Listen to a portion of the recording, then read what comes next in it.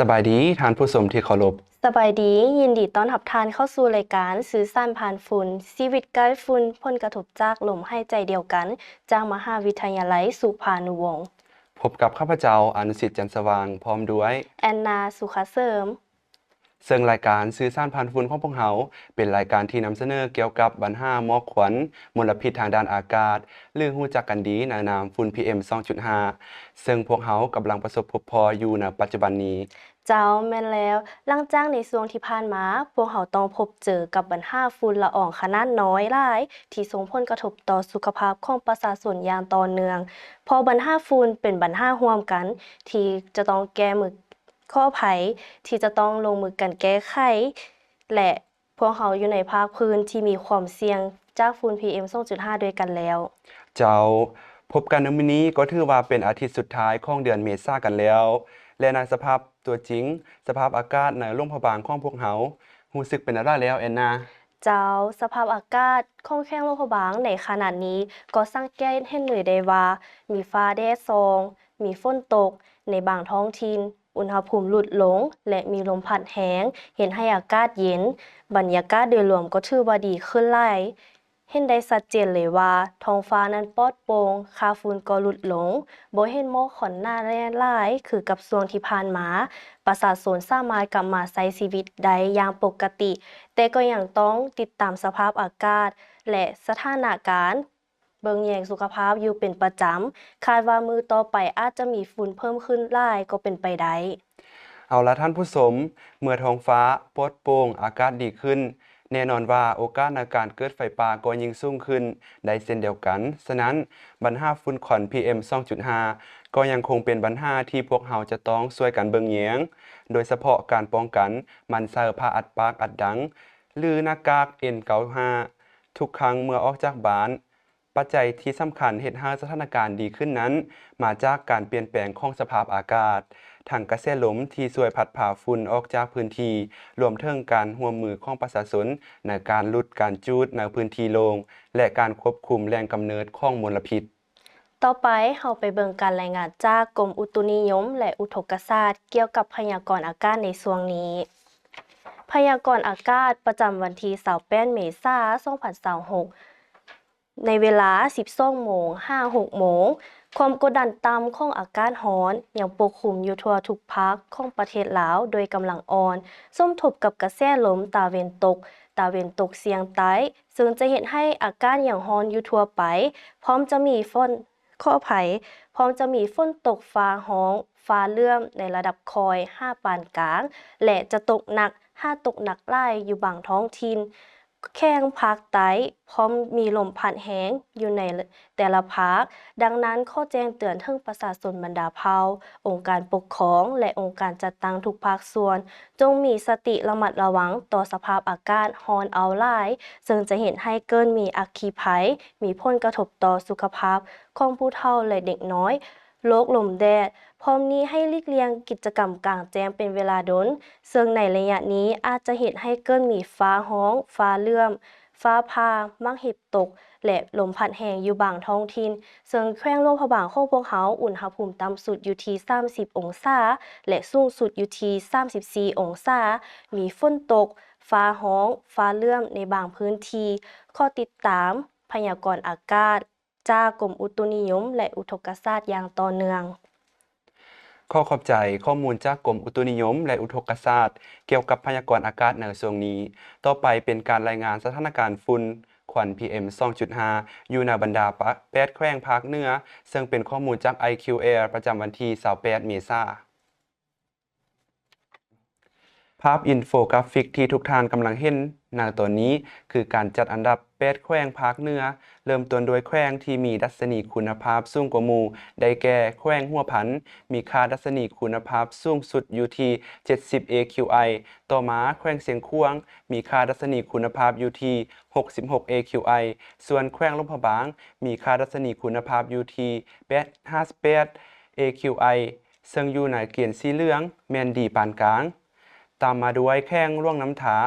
มีค่าดัชนีคุณภาพอยู่ที่55 AQI แขวงบ่อแก้วมีค่าดัชนีคุณภาพ อยู่ที่53 AQI ต่อมาแขวงพงศลีมีค่าดัชนีคุณภาพอยู่ที่46 AQI ส่วนแขวงอุดมไซมีค่าดัชนีคุณภาพอยู่ที่42 AQI และแขวงสุดท้ายแม่นแขวงสยามบุรีมีค่าดัชนีคุณภาพอยู่ที่41 AQI ซึ่งอยู่ในเกณฑ์สีเขียวแม่นคุณภาพอากาศดีเจ้า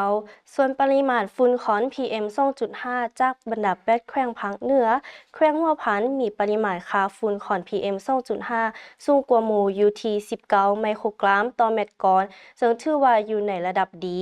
แขวงเสียงขวางมีปริมาณค่าฝุ่นอยู่ที่17 ไมโครกรัมต่อเม็ดก้อนแขวงหลวงพระบางมีปริมาณค่าฝุ่นอยู่ที่12 ไมโครกรัมต่อเม็ดก้อนแขวงหลวงน้ำถามีปริมาณค่าฝุ่นอยู่ที่11 ไมโครกรัมต่อเม็ดก้อนต่อมาแม่นแขวงบ่อแก้วมีปริมาณฝุ่นคอนอยู่ที่10 ไมโครกรัมต่อเม็ดก้อนแขวงพงศลีมีปริมาณค่าฝุ่นอยู่ที่8 ไมโครกรัมต่อเม็ดก้อนแขวงสยามบุรีและแขวงอุดมไซมีปริมาณค่าฝุ่นเท่ากันอยู่ที่7 ไมโครกรัมต่อเม็ดก้อนซึ่งเว้าได้เลยว่าอยู่ในเกณฑ์ที่ดีหลายต่อไปเป็นการรายงานการเปรียบเทียบปริมาณฝุ่นควัน PM 2.5 อยู่ที่นครหลวงพระบางในช่วงระหว่างกลางเดือนเมษายนท้ายเดือนเมษายน2026จากข้อมูล AQI จะเป็นข้องกลางเดือนเริ่มจากวันพฤหัสที่16 เมษายนมีปริมาณฝุ่น PM 2.5 อยู่ที่180 ไมโครกรัมต่อเม็ดก้อนวันศุกร์ที่17 เมษายน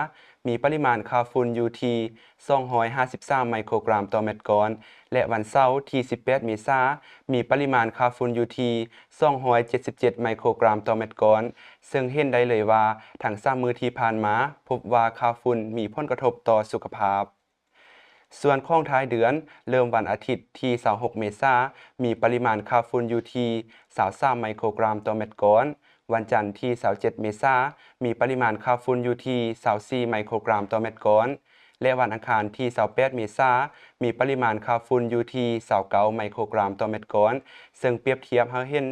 เลยว่าภายใน3มื้อนี้พบว่าค่าฝุ่นที่กวดพบถือว่าอยู่ในระดับที่ดีเจ้าส่วนดัชนีคุณภาพอากาศหรือ AQI ของนครหลวงพระบางในวันที่16 เมษายนมีค่าดัชนีคุณภาพอยู่ที่255 AQI ต่อมาวันที่17 เมษายนมีค่าดัชนีคุณภาพอยู่ที่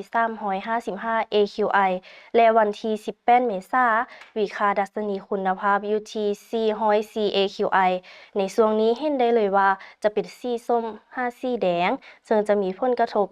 อันตรายต่อสุขภาพหลายต่อมาแม่นของวันที่26 เมษายนมีค่าดัชนีคุณภาพอยู่ที่77 AQI ส่วนวันที่27 เมษายนมีค่าดัชนีคุณภาพอยู่ที่79 AQI และวันที่28 เมษายนมีค่าดัชนีคุณภาพอยู่ที่88 AQI ในช่วงนี้ค่าฝุ่น PM 2.5 มีแนวโน้มดีขึ้นหลายอย่างชัดเจนเนื่องจากสภาพอากาศที่เริ่มดีขึ้นและปัจจัยฝนตกช่วยสลางฝุ่นออกจากอากาศแต่ถึงแม้นว่าค่าฝุ่นจะดีขึ้นแต่พวกเราก็บ่ควรประมาทและควรป้องกันตัวเองอย่างต่อเนื่องอย่างใดก็ตามมลพิษบางส่วนบ่ได้มาจากในประเทศเท่านั้นแต่ยังมาจากประเทศใกล้เคียงจากการติดตามข้อมูล ASMC หรือศูนย์เชี่ยวชาญด้านกรมอุตุนิยมวิทยาแห่งอาเซียนช่วยให้ประเทศในอาเซียนรู้ทันสภาพควันไฟป่าและมลพิษที่อาจจะข้ามพรมแดนภาพอินโฟกราฟิกที่แสดงให้เห็นคือการเปรียบเทียบความแตกต่างระหว่างก่อนเข้าสู่ช่วงฤดูฝนตกลงมาท่านจะสังเกตเห็นได้เลยว่ามันแตกต่างกันหลายซึ่งลูกศรสีฟ้าแม่นทิศทางลมและสัญลักษณ์จุดสีแดงหรือสีส้มที่กระจายตัวอยู่อย่างหนาแน่นในประเทศเมียนมาและประเทศลาวแม่นจุดความร้อน Hotspot หรือระดับฝุ่นละอองที่สูงจากข้อมูล ASMC ของวันที่22 เมษายนได้รายงานว่าในช่วงระยะที่ผ่านมาพื้นที่ส่วนใหญ่ของอาซีตอนเหนือมีแนวโน้มจะแห้งแล้งยกเว้นภาคตะวันออกและภาคกลางของอนุภูมิภาคแม่น้ำคองและภาคเหนือของประเทศฟิลิปปินส์ที่คาดว่าจะมีฝนตกแบบกระจายเป็นบางพื้นที่คาดว่าจะยังคงมีจุดความร้อนและหมอกควันหนาแน่นโดยเฉพาะในพื้นที่แห้งแล้งของอนุภูมิภาคแม่น้ำคองและยังคงมีความเสี่ยงที่จะเกิดหมอกควันข้ามพรมแดนอย่างรุนแรง ซึ่งลมที่พัดผ่านประเทศฟิลิปปินส์และภาคตะวันออกของอนุภูมิภาคแม่น้ำคองมีแนวโน้มจะพัดมาจากทิศตะวันออกในขณะที่ลมในพื้นที่อื่นๆของอนุภูมิภาคแม่น้ำคองคาดว่าจะพัดมาจากทิศใต้ถึงตะวันตกเฉียงใต้ ซึ่งนำมาเปรียบเทียบใส่วันที่28เมษายนจากข้อมูล ASMC ได้รายงานว่าพยากรณ์อากาศและหมอกควันคาดว่าสภาพอากาศแห้งจะยังคงอยู่ในบริเวณลุ่มแม่น้ำคองในอีกบ่ท้อเท่าใดในมื้อข้างหน้ายกเว้นทิศตะวันออกและทิศใต้ของลุ่มแม่น้ำคองซึ่งอาจมีฝนตกบางแห่งคาดว่าจุดความร้อนและหมอกควันในลุ่มแม่น้ำคองจะยังคงอยู่ในระดับสูงในบางพื้นที่ที่มีสภาพอากาศแห้งเป็นเวลาดนนานและยังคงมีความเสี่ยงที่จะเกิดหมอกควันข้ามพรมแดนอย่างรุนแรงลมที่พัดแรงในบริเวณอาซีตอนเหนือคาดว่าจะพัดจากทิศใต้ถึงทิศตะวันตกยกเว้นบริเวณประเทศฟิลิปปินส์ซึ่งคาดว่าจะมีลมพัดจากทิศตะวันออกหรือทิศตะวันออกเฉียงใต้คาดว่าจะมีฝนในบริเวณอาซีตอนใต้ยกเว้นทางตะวันออกเฉียงเหนือของมหาสมุทรมาเลเซียและทางตะวันออกของเกาะมาลีมันตันซึ่งน่าจะเป็นซึ่งข้อภัยซึ่งน่าจะแห้งกว่าอาจจะยังคงเกิดจุดความร้อนและกลุ่มควันขึ้นในพื้นที่เสี่ยงต่อการเกิดไฟไหม้ในช่วงที่มีสภาพอากาศแห้งลมที่พัดแห้งในบริเวณอาซีตอนใต้คาดว่าจะเบาและเปลี่ยนทิศทางได้เป็นส่วนใหญ่ นอกจากข้อมูล ASMC ยังมีอีกหนึ่งข้อมูลเพิ่มเติมจาก NASA Firm ประจำวันที่28เมษายน2026ภาพอินโฟกราฟิกแสดงให้เห็นว่ามีจุดความร้อนหรือ Hotspots กระจายอยู่อย่างหนาแน่นในหลายประเทศในอนุภูมิภาคแม่น้ำคองโดยเฉพาะในประเทศเมียนมาไทยลาวและกัมพูเชียจุดแสดงที่ปรากฏในพื้นที่บ่งบอกถึงการจูดและไฟป่าที่ยังคงเกิดขึ้นในหลายพื้นที่ซึ่งอาจส่งผลเฮ็ดให้สภาพหมอกควันและคุณภาพอากาศลดลงเจ้านักวิชาการได้เตือนว่าด้วยจำนวนจุดความร้อนที่สูงและร่วมกับทิศทางลมอาจจะนำพาควันข้ามพรมแดนเข้าสู่ประเทศใกล้เคียงรวมถึงประเทศลาวเฮา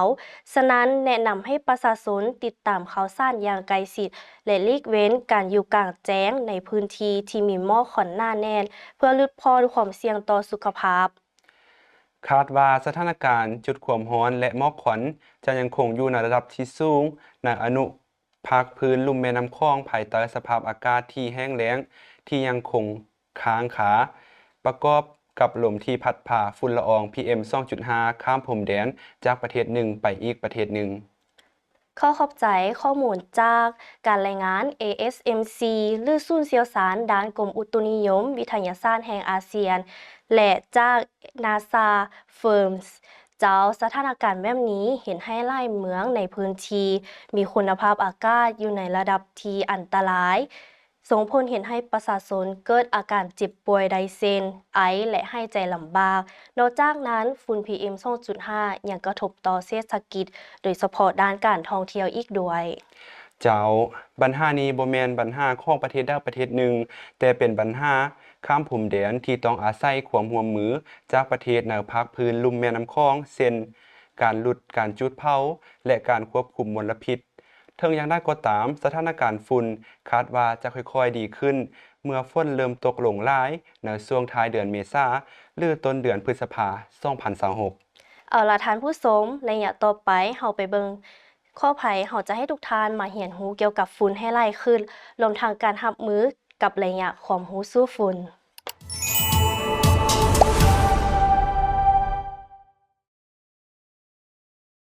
สบายดียินดีต้อนรับทุกท่านเข้าสู่ช่วงระยะความรู้สู้ฝุ่น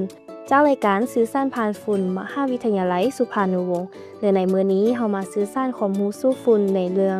ระวังโรคร้ายจากฝุ่น PM 2.5 ฝุ่น PM 2.5 คือภัยอันตรายฝุ่นขนาดน้อยสามารถแทรกซึมเข้าในกระแสเลือดก่อให้เกิดโรคปอดอักเสบโรคหัวใจขาดเลือดกระทันหันโรคหลอดเลือดสมองและผิวหนังอักเสบได้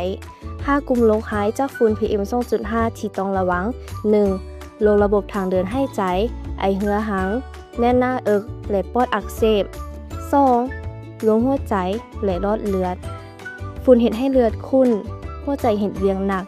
เสียงหัวใจวายและโรคหลอดเลือดสมองได้ 3. มะเร็งปอดฝุ่น PM 2.5 ถูกจัดเป็นซ่านก่อมะเร็งกลุ่มที่ 1 4. โรคผิวหนังฝุ่นทำให้เซลล์ผิวก่อให้เกิดปุ่มแพ้ผิวหนังได้ 5. โรคเยื่อหุ้มตาอักเสบเห็นให้เกิดอาการระคายเคืองตา ตาแห้ง ตาอักเสบ และสุดท้ายวิธีป้องกันตัวเอง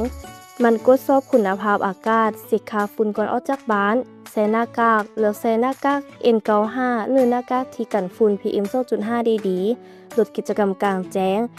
หลีกเลี่ยงการออกกำลังกายหรือเฮ็ดเวียงหนักในบอนที่โล่งแจ้งรักษาอากาศภายในบ้านปิดประตูปล่องเยี่ยมใส่เครื่องฟอกอากาศหลีกเลี่ยงการจุดธูปหรือจุดขี้เหงื่อในตอนหน้าและอยากความรู้สู้ฝุ่นจะมาให้เรื่องราวดีๆเกี่ยวกับฝุ่นและฮู้ทันเรื่องได้นั้นอย่าลืมติดตามรับชมในตอนต่อไปสำหรับมื้อนี้ขอลาทุกท่านไปก่อนอย่าลืมรักษาสุขภาพและสู้ฝุ่นไปพร้อมๆกันเด้อ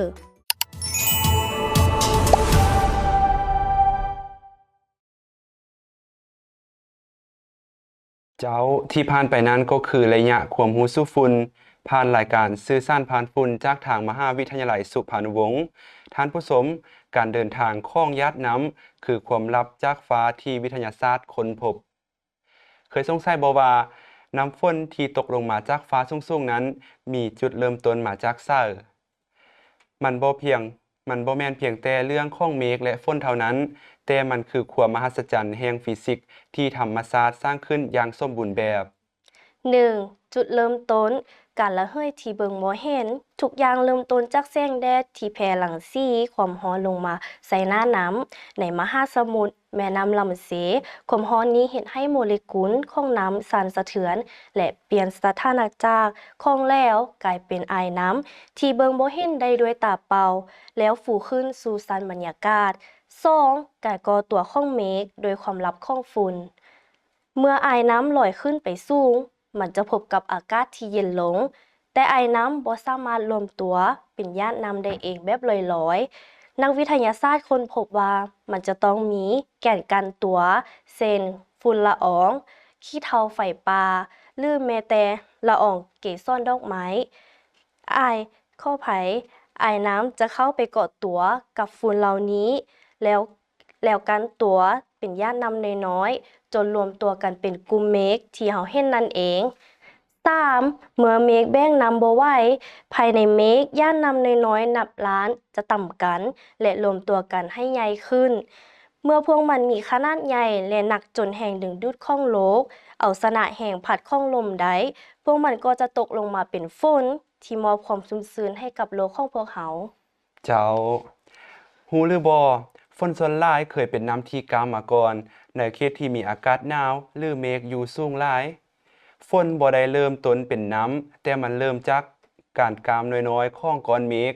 เมื่อน้ำกามเหล่านั้นตกลงมาผ่านชั้นบรรยากาศที่อุ่นขึ้นเกินหน้าดินพวกมันก็จะละลายกลายเป็นหยาดน้ำฝนก่อนที่จะฮอดมือเฮานั่นเองข้อขอบใจข้อมูลจากเพจเหล่ายุทธเรดิโอ FM 90 เมกะเฮิรตซ์ท่านผู้ชมรายการสื่อสารผ่านฝุ่นของพวกเราก็ได้ดำเนินมาถึงระยะสุดท้ายกันแล้ว พวกเราเห็นได้เลยว่าปัจจุบันการป้องกันและการสกัดกั้นบ่ให้เกิดการไฟไหม้ลามปาและบ่ให้มีฝุ่น PM 2.5 นั้นมีความสำคัญหลายเพราะมันส่งผลกระทบต่อสุขภาพของประชาชนเฮาทุกคนเอาล่ะท่านผู้ชมฉะนั้นเฮาต้องเป็นเจ้าการและสกัดกันบ่ให้มีหมอกควันที่เกิดจากการจุดขี้เหงื่อถึงแม้นว่าสิ่งเล็กๆน้อยๆมันก็สามารถเฮ็ดให้มีฝุ่น PM 2.5 ได้หลายเช่นกันพวกเฮาทุกคนต้องมีพันธะนำกันบ่จุดสะสายเพื่อลดพรฝุ่น PM 2.5 ให้น้อยลงสร้างสภาพแวดล้อมที่ดีต่อสุขภาพของพวกเฮาทุกคนในสังคมและนี่ก็คือทั้งหมดของรายการสื่อสารผ่านฝุ่นจากทางมหาวิทยาลัยสุภานุวงศ์